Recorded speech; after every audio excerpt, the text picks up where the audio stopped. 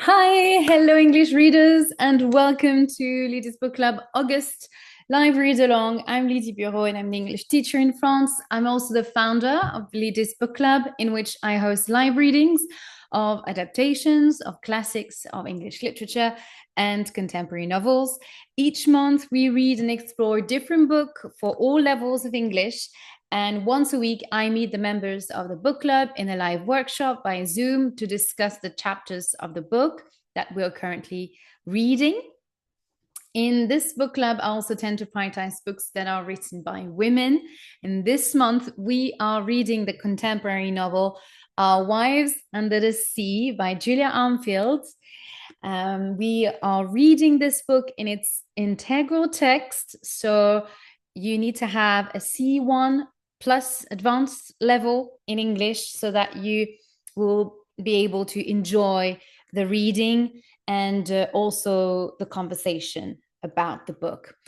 If you would like to know more about the novel and Julia Armfield's work, I invite you to listen to the podcast episode 23, an introduction to Julia Armfield and Our Wives Under the Sea, which is available on this YouTube channel and also on the Spotify podcast Read in English.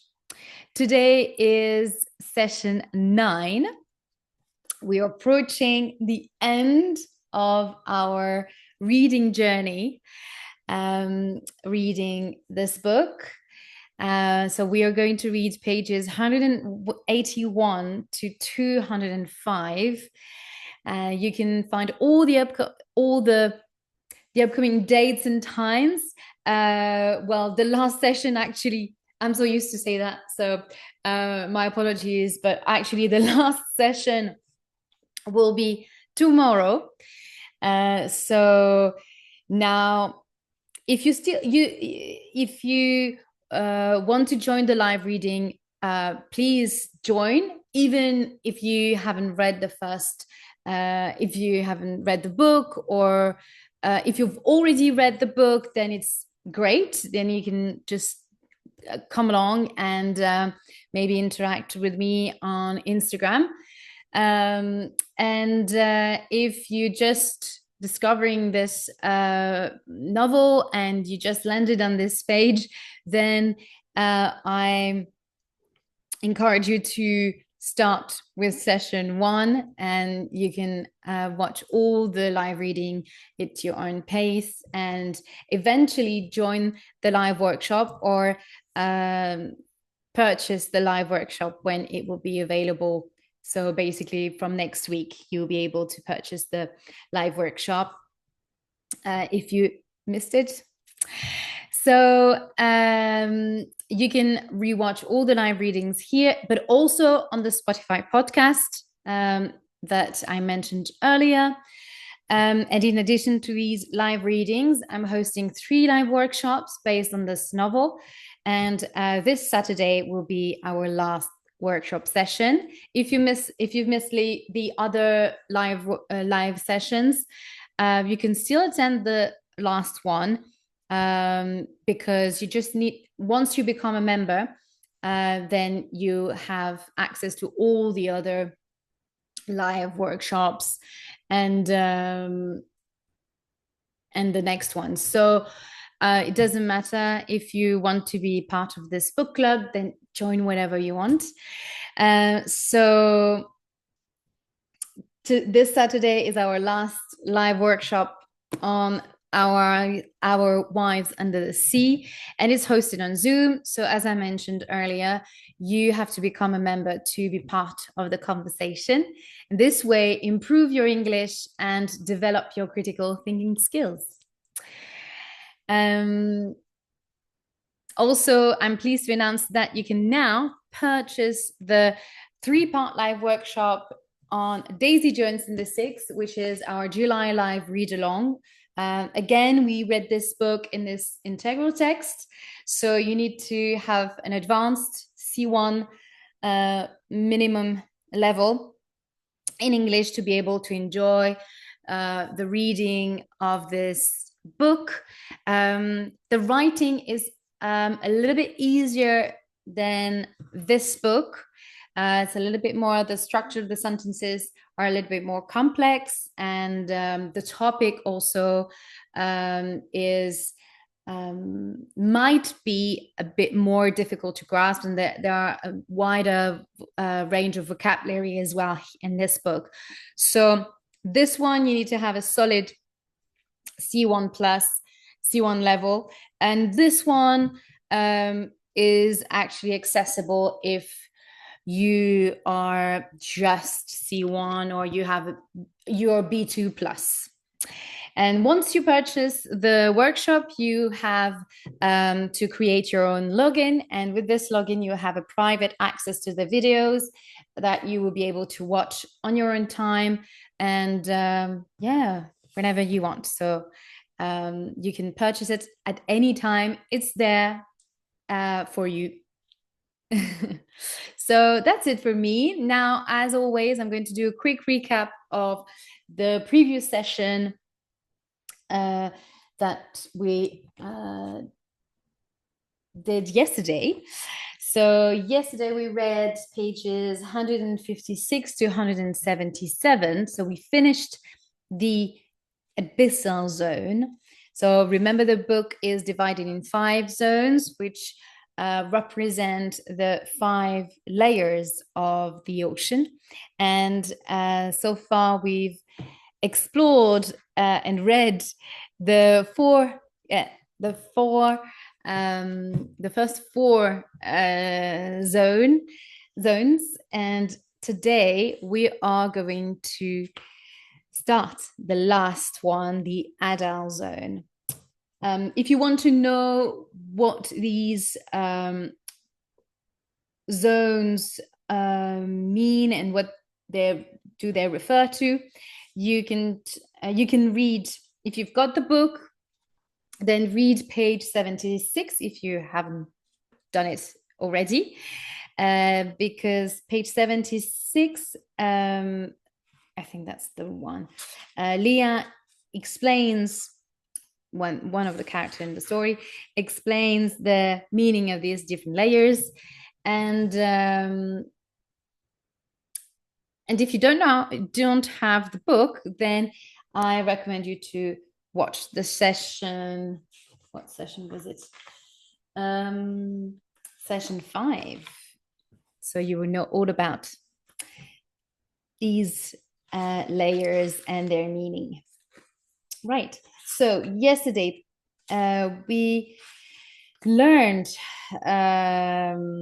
there's still so much mystery in this novel that hasn't been uncovered. So I would say mysteries, because there are so many elements that are still very unknown. So we learn here that Jelka is starting to, Leah recalled already that Jelka was starting to become a little bit delirious. She was talking to herself. So she confirmed this idea here in this chapter, page 156 and 57. So Jelka seems delirious. She hears sounds that the others don't. So that's quite strange. And she's talking to herself. So this situation starts weighing on everyone's patience, and especially Matteo, who starts losing his patience and starts to be a little bit violent. Not much, but can easily be irritated. Sorry. So we also learned that apparently Leah could see her. So her father died 10 years ago, and apparently when he died, she could see, after he died, she could see him. She could see his ghost. So it's quite interesting to know that and about her, and maybe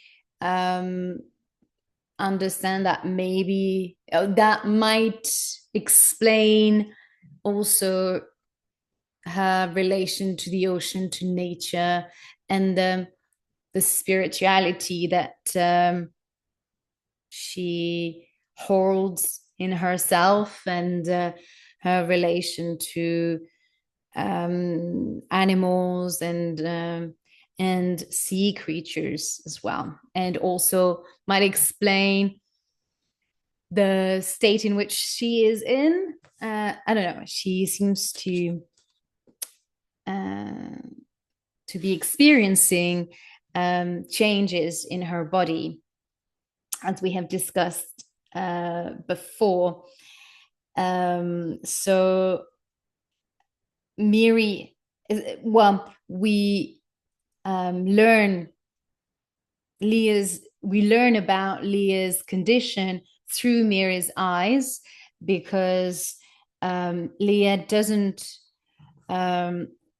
recall any events that is happening after she came back from the mission. So it's only through Miri's eyes that we can see that something in Leah's body is happening, a transformation or a change. So here we learn that Leah doesn't want to leave the bathroom now. She spends the whole day there. So we have this theory with other members of the book club that maybe she might become a fish or a sea creature or something. She shows all the symptoms of a sea creature, always wanting to be in the water, eating salt, and drinking salt and water. Just that's her diet. And she doesn't eat much. She drinks more like.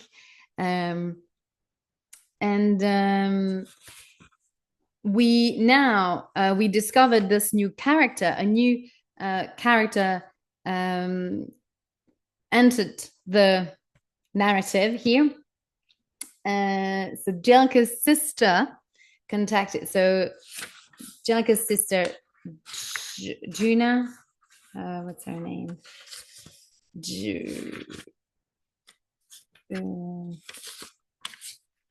Oh, sorry.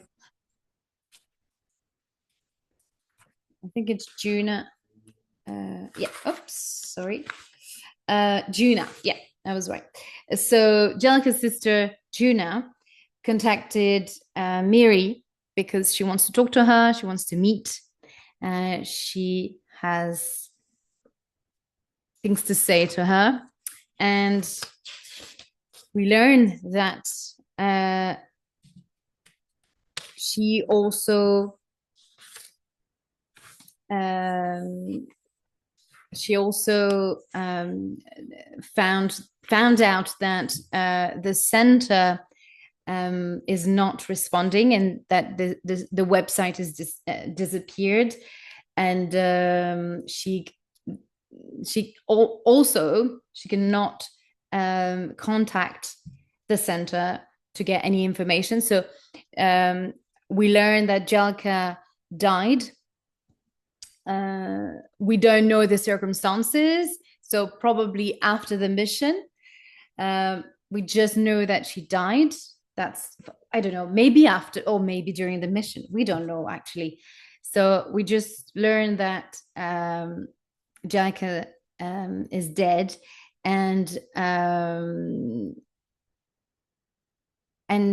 she tells her, and she actually tells her about what has happened, or what she knows, but we don't know. we do not. So in the text, the author just keeps the suspense still, to not reveal to us reader the origin of maybe the reasons why the mission failed, what happened in the mission, what happened to Jelka. Yeah, we don't really know. We just know that Jelka has died, and that the center is unreachable. They're just screening the calls, in the sense that screening means that when someone calls them, the call just goes straight to voicemail, or yeah, just, or maybe it just doesn't go anywhere. But yeah, so she cannot reach them to get further information. And remember that the center, the check from the center to pay the therapy session was rejected. So it seems like the center disappeared, and or that maybe never existed. We don't really know. But this is what we know at this stage. And when she is about to show, now wants to show something to Miri, but at this point we just understand that she told a lot of information to Miri, and that was a lot for her to digest, probably. So she left the cafe. Miri is quite disturbed, and she doesn't want to know more about the whole thing. So we don't know why Miri is so confused and, well, I would say distraught by what Julia has told her. Hi Alice, thank you for joining. But she is very disturbed. So this is how our live session yesterday ended. So many questions still remain. And so maybe today we'll know more. Okay, I'm going to start now our new section, the final section, the adult zone. Leah, I don't know how long the next bit took, so let's call it 3 days. I walked to Saint Brendan at the foot of my bunk, not on the floor, but actually in amongst the covers. When I sat up to ask Jelka why she had done this, I found that she was not in the rear chamber with me.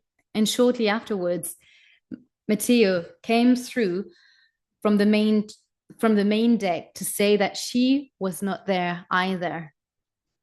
We found her in the wash stall and under the shower head, in her clothes, with her face turned upwards, mouth open to drink the water. What are you doing? Matteo asked her, in a voice that did not seem to expect a response. I brought her out of the wash stall and sat her in my bunk in her wet clothes. She seemed sharp beneath my hands. I wanted to push her hair around, pulled it away from her face. What are you doing? I wanted to ask her. I'm tired of hearing it, she said to me then, grasped my wrists and looked at me the way people do when they're drunk and about to tell you a secret. Miri, leaning towards me across the table in a bar. Miri, so it's in bracket. Um, Miri leaning towards me across the table in a bar, our fourth date, a sweet slur. I've been thinking about you a bit. I bite the types, I bite the tips of my fingers and I think about you. I'm tired of hearing it. Um, Leaning towards me across the table in a bar.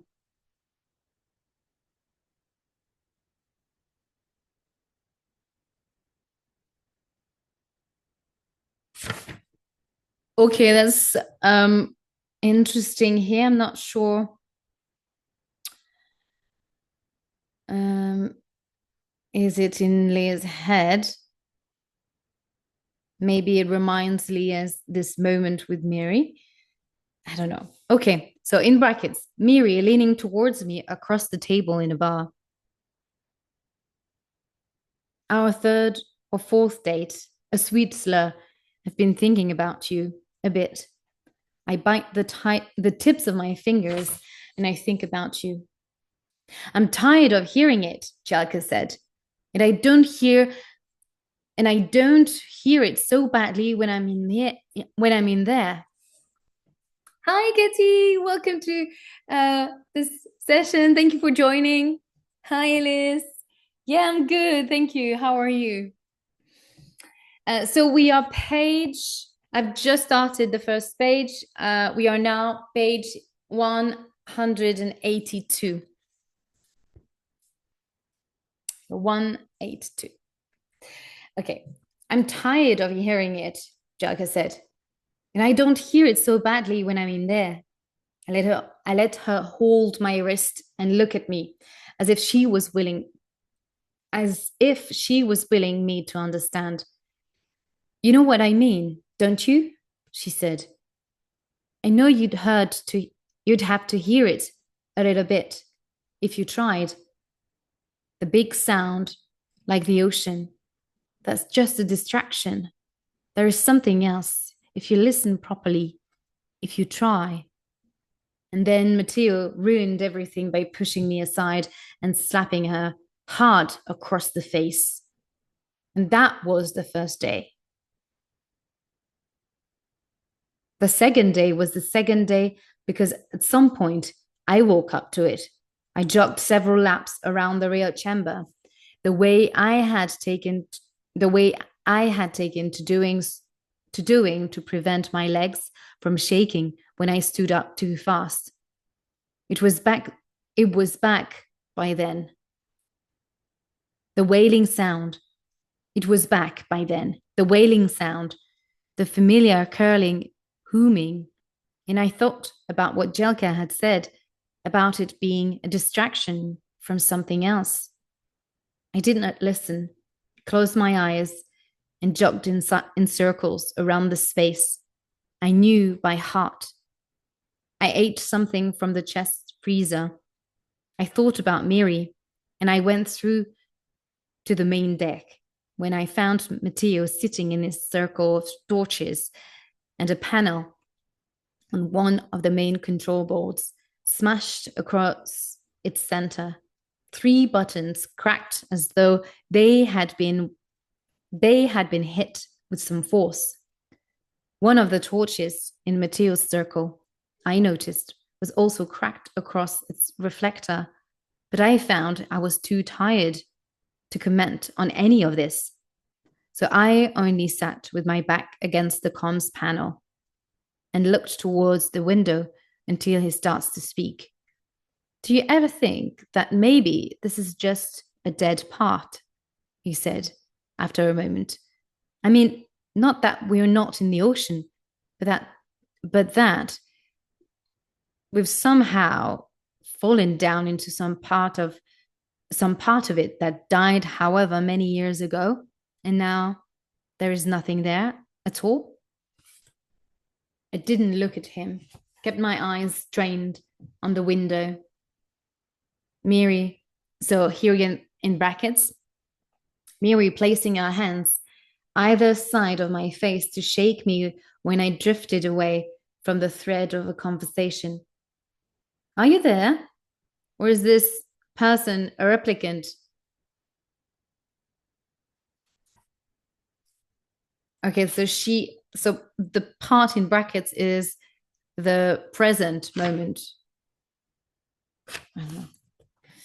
She's in her thoughts, thinking about what happened, and at the same time, Miri is next to her. Okay. When I went ice fishing with my dad, Matteo said, holding up his hand with its fingers as if to remind me. It was so still and bleak. Temperatures below freezing, of course, but you still knew there was life down there, just under the ice. When you cut a hole, baited the hook, you were already anticipating the frenzy, the thing below that was ready to fight you when you tried to pull it up. This doesn't feel like that, he said.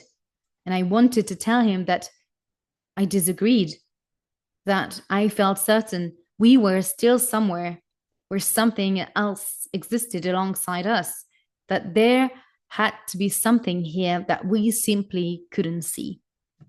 I felt, as I often did, an agony at the emptiness of wanting to see where we were and assess it for myself.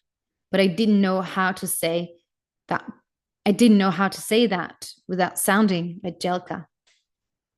I stared out of the window, willing something to blink back at me, and then I closed my eyes and thought about the book, about the Trieste, and the Challenger Deep that I had borrowed so often from my father. Its turquoise cover, talismanic, and the fact that it was the same color as my lunchbox, the same color as the toothpaste my mother used, the same color as the single fleck in my father's right eye. When I came back through to the rear chamber some time later, Jelka had once again been in the wash store, and I found her wet and closed and leaning up against the table, staring at the floor. I didn't ask her what she was doing, only moved towards the worktop to make a cup of tea. I felt rather than saw her reach out for me and dodged her, drew back my elbow and edged towards the sink. At that moment, I felt unable to tolerate the thought of her asking me once again if I heard some noise I couldn't hear. I feel bad about that now. Of everything, this is the thing that makes me feel worst. The third day came in 2 parts, which I will call morning and evening, though there was little enough to differentiate them beyond what will shortly become obvious. I did my jog around the rear chamber and then found something to eat, trying my best to keep my mind along lines that did not seem calculated to hurt it. I had been recollecting a lot of things in Miri's voice just recently. My memory throwing up some. No, sorry. I had been recollecting a lot of things in Miri's voice just recently. My memory throwing up some snippet of conversation, and then refusing to fill in the blanks. All Miri, all things she had said in the past that my brain had held on to without any obvious reason. I don't think that kind of thing necessarily makes a person smarter. Problem is, I think I've been trained to think of Catholicism as a sort of winnable game, like a computer game. The ubiquity of a straight woman reading an E. Cummings poem at a wedding. Jogging kept my mind temporarily clear, and so I did it. sometimes for what seemed to be hours simply running in circles in my bare feet and uniform. My father had always told me it was better to keep busy, that there could always be something to do if I looked for it. Things didn't crawl from the sea from the very first time, he had joked, for you to pay them back, loafing around idle. Sorry, things didn't crawl from the sea the very first time, he had joked, for you to pay them back, loafing around idle. I remember a sense of damp, a wet pressure along the surface of my skin, like the imprint of a finger dipped in water. A directionless quality to everything, though nothing moved except me in circles. At some point, Matteo came through from the main deck, rubbing his eyes and telling me he's dreamed the comms panel came online while he was sleeping. They were all there, he said, and did not offer to explain who he meant. It came online, and they were all still there. It was at that point that the door to the watch store opened, and Jelka emerged, advancing on him quickly. Once again, she was fully clothed and wet from the shower, and she placed her hands on either side of his head, pushing him back against the table, so he yelled. I told you to listen, she said, and sounded extremely measured, all things considered. I just want you to listen, like I told you. She was holding his face so tightly that I could see the skin turning beneath her fingers. He grunted, pushed back against her, but seemed unable to dislodge her, bending back against the table as he held on to his head. I can't stop it now, she said. It's all I can hear anymore. I know I'm not supposed to respond, but I can't help it. It's like there is something. It's all I can hear anymore. I know I'm not supposed to respond, but I can't help it. It's like there is something on the inside. She pressed her thumbs upwards into his temples, like water condensed on the inside of my brain, and I can't wipe it away. Ghosts don't speak. Remember, this is what she was saying in the previous chapters. So yesterday, live reading sessions, we actually read that part in which she said the chapter where she says that she talks about ghosts and the fact that they don't speak. She said again, the way she had before, but something is speaking to me. I don't remember what Matteo's face did at that moment. All I remember is her hands and the white of his skin at her fingers, crept in towards the corners of his eyes. I'm sorry, he said. I'm sorry. I'll pray if you want me to.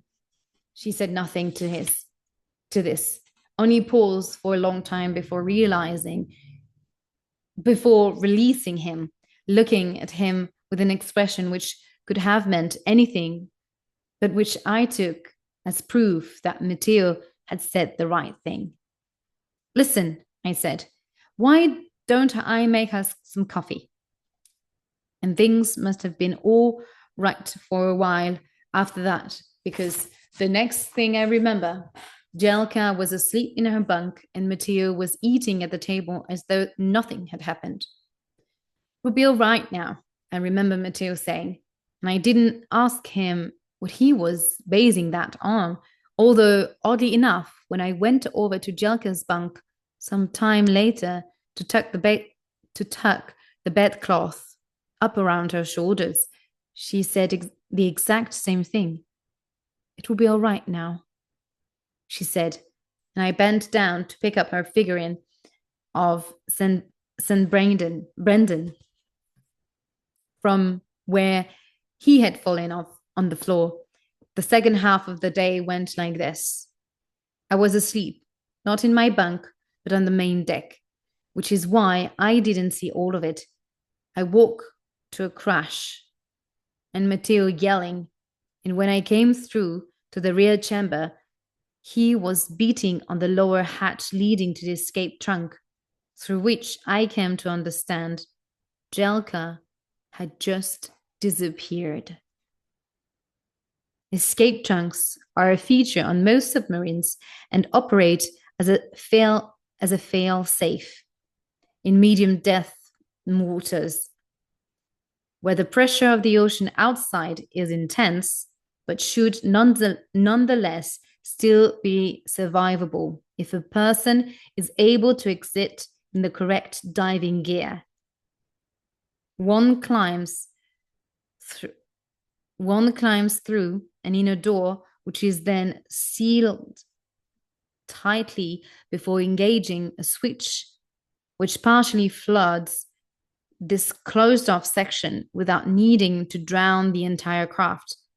As the chamber floods, the air is simultaneously pressurized until it matches the pressure of the ocean against the outer doors, though a bubble of air remains at the top of the chamber to allow the person inside to continue to breathe. And the pressure in the chamber, once the pressure in the chamber is equal to the pressure outside, the outer doors can be opened and one can theoretically swim to safety. Of course, this is all predicated on the pressure outside not being such that the doors opening would result in one being instantly crushed. I remember we tried the hand wheel that opened the hatch and found it immovable. I remember we bit on the door, though I don't remember much of what we said. She had gone out, as Matteo would explain to me only later. When he was in the wash stall, she had been sitting at the table beforehand, as if nothing was wrong. I remember the light above the hatch blinking on to indicate the trunk was being flooded. I remember the clattering on of the internal mechanism that would cause the air in the chamber to change. I remember too the brief silence before the sound of the external doors opening, and then the rush of the water. Miles and miles of it on top of our heads. Okay, right. So it seems like Jelka opened the door and the water filled up the vessel. And as she opened the door properly, she was crushed by the water. Maybe this is how she died. Am I understanding this correctly? Okay. Miri, I buy a length of surgical bandage and use it to bind up the side of Leah's face. The effect is semi-piratical. The bandage sits at an inappropriately jaunty angle, covering up the place where her eye used to be. Can you see? I ask, and she nods. And that seems to be all there is to say. She appears shaken, but not exactly disturbed. She doesn't resist my hand at her cheek when I tip her head to check the bandage is lying straight. I put her back in the bath because that is all I can think of to do. All I think of to do with her, and bring her 3 tablespoons of salt dissolved in water. It'll be all right now. It will be all right now, I hear her saying. In the brief time I'm out of the room, and I think of the very first days after our return, whipping the blood wiping sorry, wiping the blood from her face in the bathroom. Be all right. Be all right in a minute. So here she says, it will be all right now. So the same phrase that the other member of the crew said. For a while, I sit cross-legged on, on the bath mat with my back to the tub and watch the tail end of a movie about a talent competition.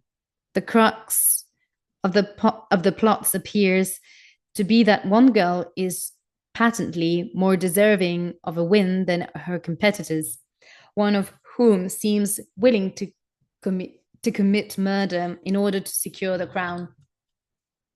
And several times it occurs to me to turn and ask Leah if this is a movie we've seen together before. I'm finding it hard to imagine that Leah behind me is someone I could ever have simply watched movies with, someone I could really have wasted my evenings with doing nothing at all.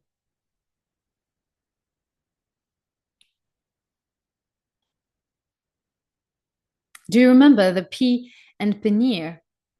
And paneer, she says, out of nowhere. And when I don't immediately respond, she asks me the question again. We used to order it, she says. Matar paneer and pillow from the place that took your name and made you sit on a bench where they made it. And they always ask you if you wanted jalebi while you waited, even though it always seemed wrong to eat the sweet thing first. I don't turn around, though I know what she's talking about. No, with a shock. No, with a shock, like a shoulder wrench from its socket, like a stop and a sudden drop. I remember the way that Leah also seemed to be remembering a time before we lived together, when I would stay at hers and we would walk to the Indian place on her corner, returning home with a greasy hot bag swinging heavy between us and me, always insisting we should have tried something different this time. I sit with my back to the bath and think about this, about the tight, specific cold of the air when you leave the house late for hot food, and the way that Leah always held the door for me before going inside herself. I think about this and I feel that it is suddenly my Leah again, my Leah in the bath behind me, and I am seized with a stark and immediate panic, a panic that I know I have allowed to wander on the leash for so long, mainly keeping it at a wary distance, but always at least partially in view. That panic encloses me now, and I turn on my knees and lean up to kiss her in a way I haven't done in so long. She might move a hand up towards me. I'm not entirely sure. I half note the sensation of something damp against my cheek, of kissing her and then moving away, and of trying to understand her face from this close after so many months of distance. I remember that, I say, and I think she smiles at me, although everything is difficult under the bandage, truncated and harder to read. I take my clothes off and get into the bath with her. And though she seems to resist for a moment, she ultimately allows me to move, leaning up so I can get behind her, and resting back again, after a moment to fit along my front. You'll be okay in here with me?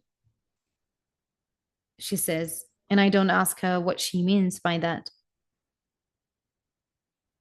I should have touched Jelka, she says, Before, I mean, should have tried when she reached for me.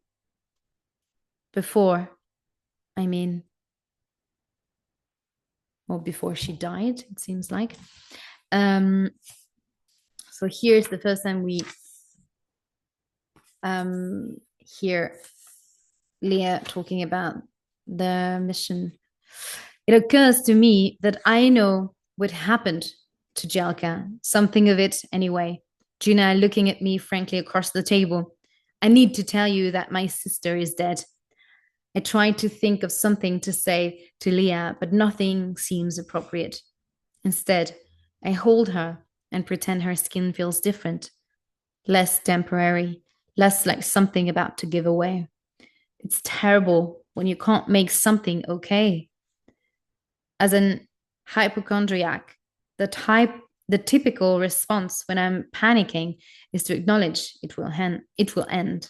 At some point, I will cease to be convinced that I have a brain tumor or a stomach ulcer or some degenerative condition of the nerves. And so at some point, the bad thing will end. When something bad is actually happening, it's easy to underreact because a part of you is wired to assume it isn't real. When you stop underreacting, the aura is unique because it is, unfortunately, endless. Yes, just to remember that, and now it just popped in my head. That Leah, we ended also the live session with Leah, that was in the last chapter, losing her eye. Remember, eye was watery and it fell off on the floor. So that's why probably we picked up from where Miri is putting bandage on her eye. Yeah. So that's why she looks like a pirate, because the bandage is can't remember which, we don't know which eye it was, but so it looks like she's a pirate. Okay. The neighbors play cooking shows at top volume for 3 days running, and then abruptly switch over to something I'm unable to identify, but which appears to be the championship finals for some kind of niche American sport. Mist muscles up to the windows each morning. Mist must be the name of the neighbor. Muscles up to the windows each morning, aggressive in its density, in the way it seems to gather up the light. Gina calls and asks if I want to talk to her, and I tell her to give me more time. I call Carmen instead, but I have lost track of the days, and she's having her eye operation. The woman who answered her phone asks if I want to call back for her voicemail, and I don't bother to ask who it is I'm speaking to. I don't know why I expected you to read my mind. I don't know why I expected you to read my mind, I say, when I call back to leave her a message. I was just doing what I always do, assuming the world revolves around me. I take my laptop to the couch and open up the website for people whose loved ones have disappeared. Remember this blog or forum? This website where people shares their grief about the loved one that they've lost, or someone or disappeared. Yeah. I scroll through the message boards for several seconds, taking in the surprising number of new posts that have sprung up since I last logged on. Problem is, I read, that ultimately you are really the one who has to kill them, or not them, but the idea of them. You have to make a choice to let it end. Especially when, yeah, you don't know when where your loved ones are, and you always have the hope of seeing them again. But here, this person says that at some point you have to let go and grieve the loss.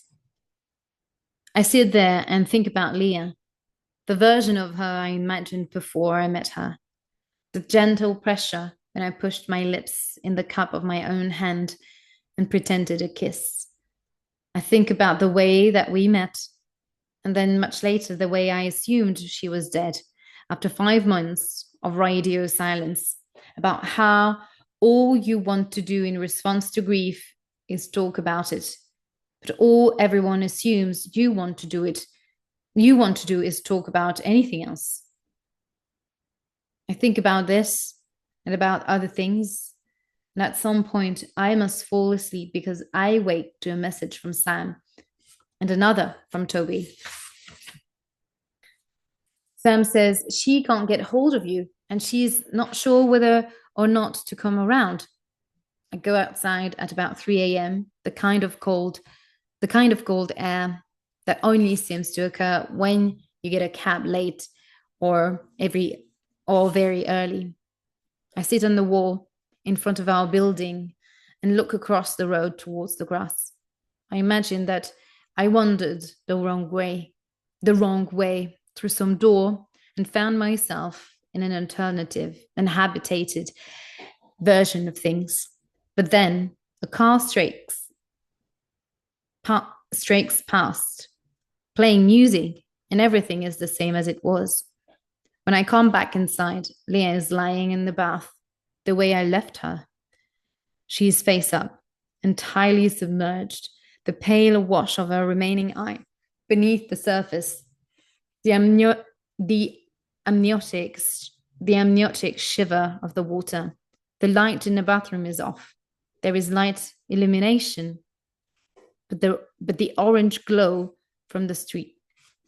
Sorry, there is light illumination, but the orange glow from the street lamps.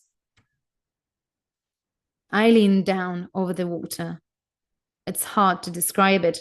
The way her chest seems to brim, a sensation of something teeming. As I look, I see that the skin across her ribs is pulling, clearing, growing transparent, like a window wiped of mist. Mist. Sorry. Muscles up to the window each morning. Mist is sorry. What have I said? So mist, I thought it was muscles up to the window. My mistake. I thought it was the name of this guy up the window, aggressive and intensity, and in May it seems to gather up the light. Oh, so sorry. So mist is the name. It's the word meaning probably the cold, from outside, when it looks a little bit foggy on the window. Sorry, I don't know why I thought that it was the neighbor's name. Never mind. Okay, so mist. Where was I?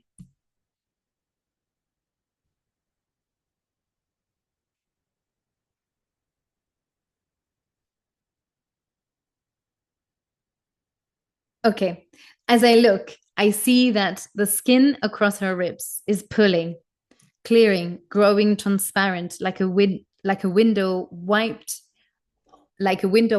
of mist. So mist is, the kind of watery layer that you have usually in the early morning at your windows.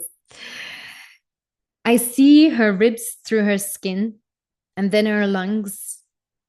Oh my God, So her skin becomes transparent, like jellyfish, like a jellyfish, growing transparent, like a wind.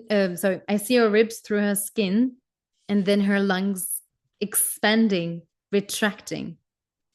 The whole of her sheer in the water, translucent, transparent, and breathing easily. Though submerged as she is, she has no recourse to the air. She has no recourse to the air. So this seems like recourse. I'm not familiar with this. So probably that she cannot breathe. She cannot, because she's outside the bathtub. I mean, she's on the floor, if I remember well. Okay, Leah. Here are some things I find quite interesting. Number one, the tides are the natural response of water to the gravitational pull of the moon. To the gravitation of the pull, to the gravitational of the moon and sun. Just as the moon will rise a certain number of minutes later every day, so high tide in most areas will be correspondingly later also.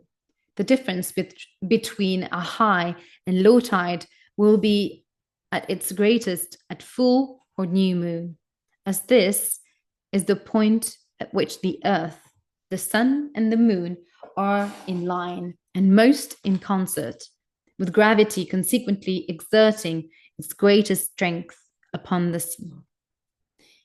Number two, there is no concrete theory as to the origin of the phrase the seven seas, although it appears in various ancient Sumerian, Indian, and Roman Roman texts, apparently as far back as 2300 before Christ. Number three, there are very possibly more historical artifacts in the ocean than in all of the world's museums. Interesting. Although more often than not, I do wonder whether this is simply something people say rather than a quantifiable fact. Number four, most of the Earth's natural wonders owe their existence to bodies of water in some way or other. Niagara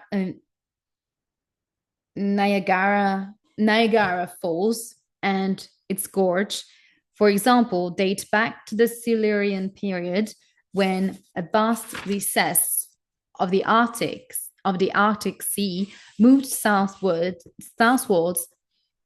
and deposited dolomite beds along what would in time become the Niagara Escarpment. Millions of years later, water released from melting glaciers came plunging over the edge of this escarpment, wearing away at the shell beneath the dolomite and creating what you would now recognize as the falls and its gorge. Number five, there is actually very little similarities between the chemical makeup of ocean water and river water, but the various compositional elements of which present is almost entirely different proportions. In rivers, for instance, you're likely to find something like 4 times as much calcium as chloride, whereas the exact opposite is the case of the sea. The difference is likely to be due to the number of ocean-dwelling animals that use calcium salts to build their shells and exoskeletons. Also, everything that lives in the ocean is also made up of the ocean to some degree, rather like the way we inherit mitochondrial DNA from our mothers, and our cells likewise hang around in our mother's bloodstreams for years after we were born.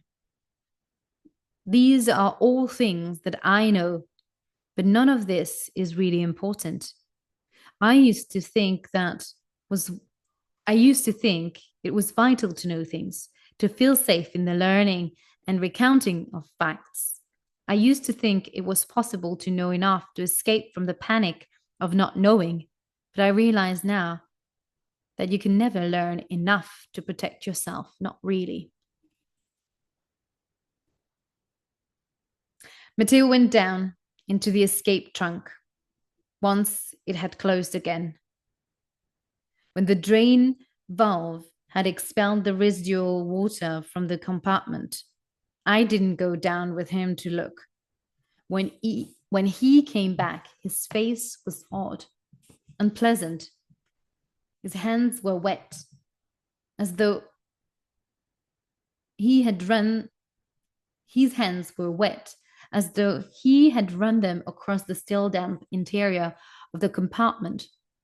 I went to fetch a towel from the shower stall and dried his hands for him. And afterwards, I made coffee, and afterwards, he fell asleep.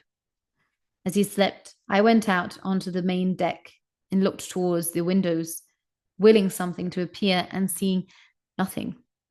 The way I always saw nothing. And this briefly felt worse than the fact of what Jelka had done. Later on, I found that Saint Brendan of Clonfair in my bunk again, and I held him up underneath the kitchen lights to look at him, his sculpted beard and the miniature gallon he cradled in one arm. I remembered Jelka leaning back to tell me a story, the trials of Saint Brendan, recounted over any number of nights on assignment years ago. He meets Judas one night during his voyaging. It's a subject you see a lot in stained glass windows, actually paintings, things like that. He travels for months on end, encountering demons, sea monsters, every kind of creature you can imagine. And then, one night, he comes upon a man chained to a pillar of rock in the middle of the sea, just there in the ocean, like this great, tall fang rising from the waves, this thing that shouldn't be there, a man at the mercy of the elements. So Saint Brendan calls out to him and learns that the name is Judas. Judas, who gave Jesus up for death. Judah, the failed apostle. And Saint Brendan learns that Judas is there because the way in which the Lord chooses to show him mercy is to free him from his torments, to free him from hell on Sundays and holy days, and cast him adrift on the ocean, where he can at least feel the wind on his face. I always like that part of the story. Saint Brendan stays all night until Judas' respite from his torments is over. And then he has to go on. At some point, the sound started up again. Only this time, when it did, I heard the voice inside it. I mean, by this, of course, that I heard the voice that Jelka had told us about, the voice I hadn't heard before, the voice she had claimed couldn't possibly be a ghost. Miri, I take to reminding Leah of things, inconsequential things. The way she always used to say smile aloud when someone photographed her. The way we used to argue quite often about something thoughtless, one or something thoughtless one or other of us had done in a dream. She is finding it hard to breathe outside of the water now. So I'm not sure how much of this she hears. I think of dipping my head beneath the surface of the water to speak these recollections into her ear. Remember, I tell her, the time that we met in the bar where they were playing I've Got a Feeling, and then you came up and spoke to me, and the music changed to horny, and that's something I can't change now. Like, that's just the story. That's what happened. They played Horny by Mouse T in a bar full of straight people, and that's the story of how we met. I have taken to filling up glass. I have taken to filling up glass ramekins with table salt and ferrying them into the bathroom, pouring the salt into the water and allowing it to dissolve. I'm not sure what prompted me to start doing this, although I'm fairly certain Leah appreciates it. On occasion, she will flick a hand up from the bath water in a gesture I have decided to take as thanks. Carmen calls me to tell me about her eye surgery. The after effects are peculiar, she says. Everything tinted a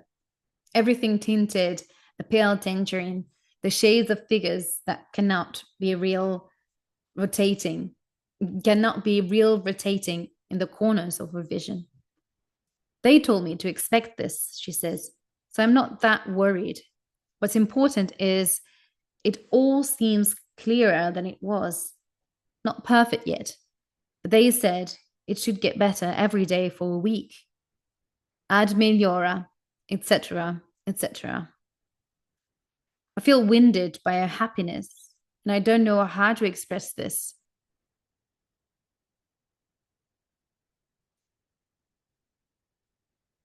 And I don't know how to express this. Ask her when she thinks she'll be up and about again. Anytime, really, she says. I have these weird glasses I can wear to make sure I don't bump into things. They're different colored on each side, so it's a bit of a freak show, but I'm sure you'll recognize me. But will you recognize me? I want to ask her. Want to know how it is I will look in her new unencumbered vision, whether I will show up at all. Miri, Carmen is saying. I am unsure how long I've been silent, whether I have missed her saying something else. You never told me anything. You told me she was delayed, and then she came back, and then it was fine. When you left that message, that was the first I heard of anything being wrong. She hasn't been really honest or very communicative with her friend, it seems like. When they took my mother to the hospice, I spent a weekend alone at her house, packing things away. At the time, I didn't really know Leah well enough to ask her to do this with me. Though I remember wanting her desperately and texting her almost without cease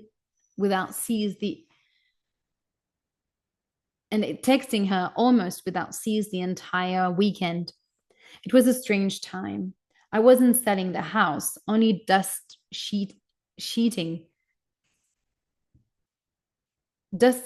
it for some sheet SHEE. So dust sheeting it sounds a bit funny for some unspecified future point. And so the act of disposing of things was less cathartic than it might otherwise have been.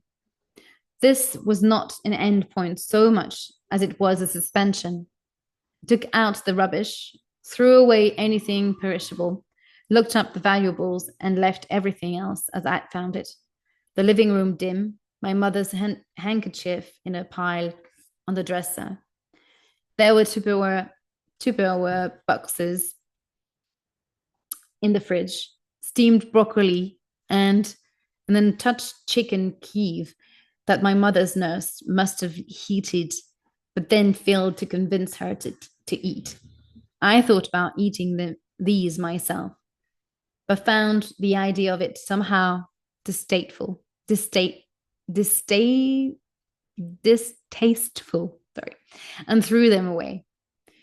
Later on, I sat in my mother's chair near the windows and thought about the curious way she sometimes had of speaking to me more freely in bad weather, as though the rattle of sleet against the window panes might have served as a cover for her confidence.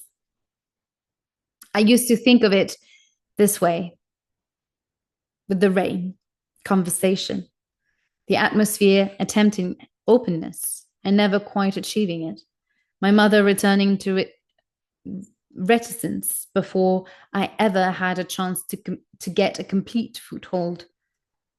Often, when I would bring up later something she had said, her feelings on the divorce, her thoughts on something she had read and enjoyed, she would look at me with no small measure of confusion, so much so that I often thought that the very act of sharing what was expunged from her mind as soon as it happened. I don't think that sounds right, she would often say when I quoted herself back to her. And then carry on discussing something impersonal, the weather or the way a neighbor had of parking their car halfway across her drive and what she was going to do about it. Below the windows, below the house, there runs the partial. Okay, there runs the partially eroded charcoal road that leads down to the beach. Once down, you clamber across quartz, veined rocks that run down from the cliff face to reach the sand. The beach floods at high tide, leaving the tide pools alive with green crabs, making for the relative safety of higher ground. Jellyfish smashed to bits and uncoupled from themselves against the rock, sitting in my mother's chair. That weekend, I watched the tide and did not consider making my way down. I hope you're okay, Leah messaged, and then sent me a picture of a cat she had seen on the pavement outside her building. A video of her making kissing noises at it, and being ignored. When your dad died, I replied, what did that feel like? And then, she's not dead, so this is a stupid thing. She's not dead, so this is a stupid thing to ask. Leah. Matteo, in his circle of torches on the main deck, blinking towards the windows, I came in from the rear chamber, wanting to ask how long he had let me sleep and aware it would be pointless to do so. He didn't acknowledge my presence, barely moving when I opened my mouth to speak. I could make you some coffee, I said, when several moments had passed and neither of us had said anything. Now that I think about it, I'm not at all sure how long it had been since I'd last spoken, since Jelka, Matteo's, and my cohabitation had receded to something empty, quiet for the most part. We moved around each other, gave each other a wide berth, as if still trying to factor Jelka into the space she had vacated. Sometimes, when I was in my bunk, I would slit one eye open and watch him without knowing why. You shouldn't keep sitting like that, I said, when he didn't respond, gesturing to his crossed legs, the awkward hump of his back and neck, but for your posture. I don't know why I said this, really. All of us, both of us, I should say, had been cooped up so long that it seemed impossible to imagine our bodies looking the same as they had done on first immersion. Cramped living conditions, cramped bunks, air that was only rendered breathable by a trick of machinery. Sometimes I would catch my reflection in the windows and imagine I saw myself concertinate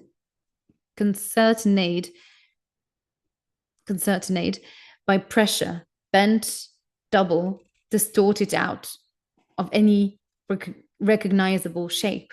This image would usually correct itself on second inspection, though not always. Lately, in fact, it was getting harder to see myself without the trace of something fundamental and pleasant sketched over the top. Matteo still wasn't responding to me, though he briefly leaned over as if to correct the alignment of one of the torches, then seemed to think better of it. I experienced an impulse to kick out at the torch nearest to me, sweeping a hole through the charm he imagined the circle cast. Though I didn't do this. I should probably make something to eat, I tried again, when Matteo still chose to say nothing, and looked at the side of his face, the impassive expression, and felt briefly overwhelmed by rage.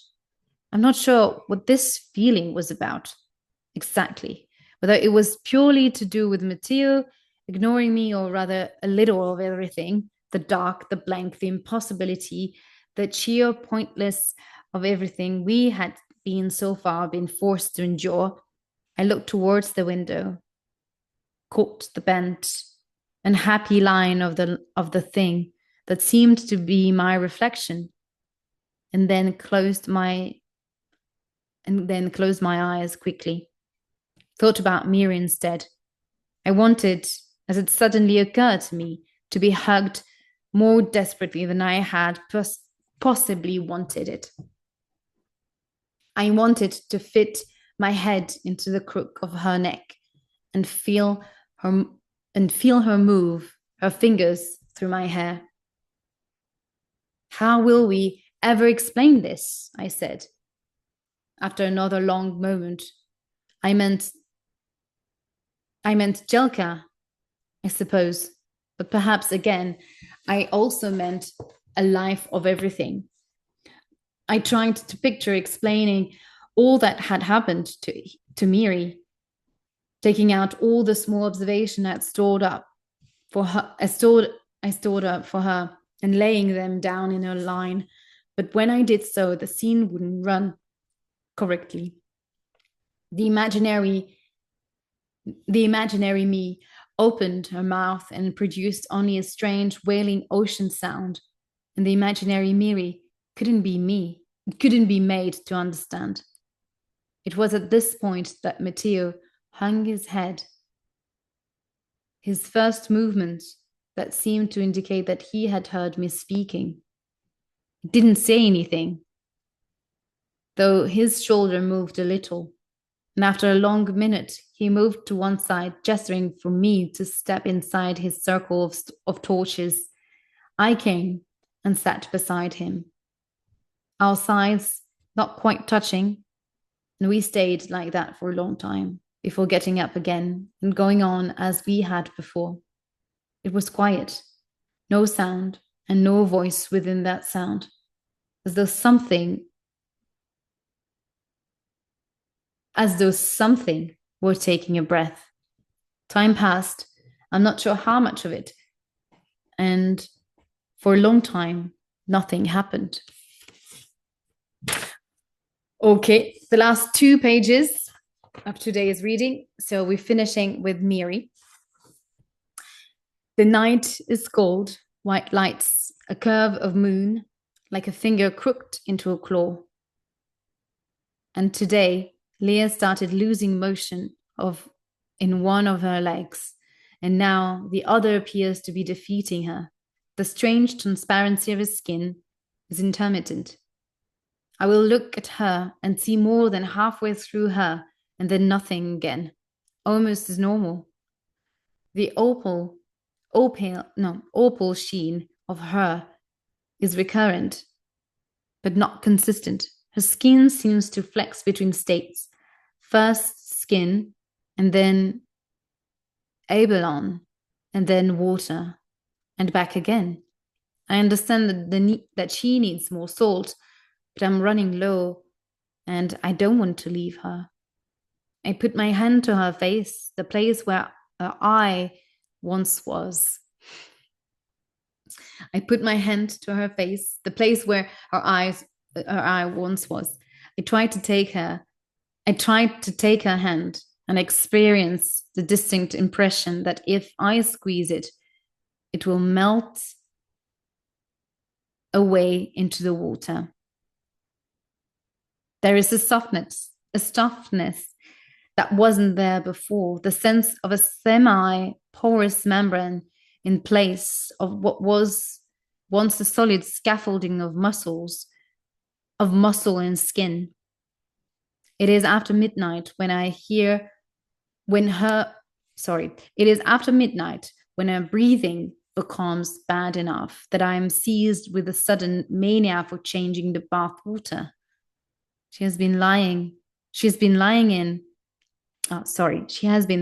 it for so long that there is a scum of dust over the surface, and the salt is collecting across the upper planes of her body. I try to pull her from the water, although when I do so, her face is not as I remember it. She has been beneath the surface for days now, and the shape of her expression without the distortion of water above her is something I'm not prepared for, to the extent that I almost drop her back. It is hard to explain the way I see her in the moment before she starts to gasp and protest at the air and her extraction from the water.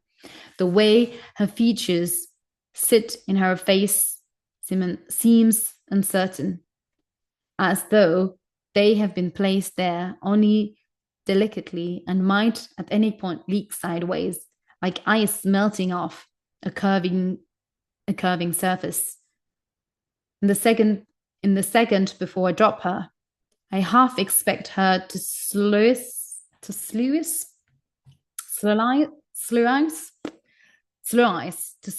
through my fingers. She slips from her fingers.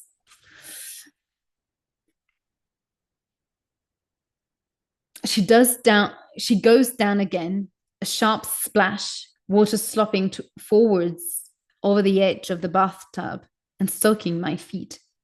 Drops back, her eye on me, her long drenched bandage slipping sideways, and I realize as I watch her sink that I cannot keep her here. I'm not sure what time it is when I call Juna, though she picks up right away. I have a car, she tells me after I've explained. Don't apologize. I barely sleep anymore as it is. When I've hung up, I take every towel we had and wet them in the bathroom sink, one by one, then pour the rest of the table salt over each and allow it to soak into the fabric. Right, that's it. This is the end for today. Tomorrow will be our last session. We will finish the book. We just have a couple pages left. So we will read up to 229. So yeah, about 20 pages. So here, I mean, this makes sense as we understood before, that Leah spends more and more time in the bath. She doesn't want to leave the bathroom and the bathtub. And the fact that her body is completely falling apart. So it seems like Miri has to face the fact that Leah is not who she used to be, and she's not human anymore. But it's quite interesting to see that when she sees her eye falling off, the fact that she doesn't take her to the doctor, or she doesn't even get scared of it. So that shows that this is really we are really in the supernatural world here, and so many mysteries and unexplained facts. Although lots of facts are explained and told in this story, these are the facts. There are still facts that we do not understand here in the story, and that contrasts actually with the fact that Leah is a scientist, or someone that believes in knowledge and in facts and statistics and everything. But here she is in this state, and